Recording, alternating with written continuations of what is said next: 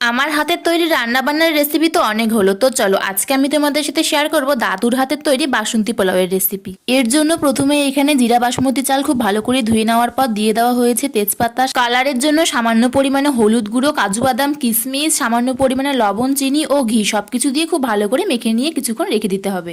আর ভাজা মশলার জন্য ছিল এখানে দারচিনি, জায়ফল, জয়িত্রী, ছোট এলাচ, বড় এলাচ এবং এরপর কড়াইয়ের মধ্যে সাদা তেল গরম করে মেখে রাখা চালগুলোকে দিয়ে খুব ভালো করে ভেজে নিতে হবে। চালগুলো ভাজা হয়ে গেলে দিয়ে দিতে হবে পরিমাণ মতো জল।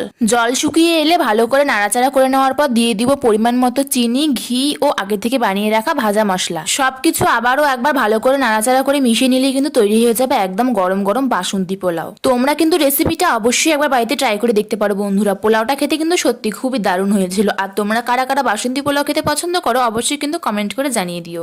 আজকে ভিডিওটা এখানেই শেষ করছি, দেখা হচ্ছে অন্য কোনো নতুন ভিডিওর সাথে। ভিডিওটি ভালো লেগে থাকলে লাইক করতে ভুলো না। Thanks for watching, by.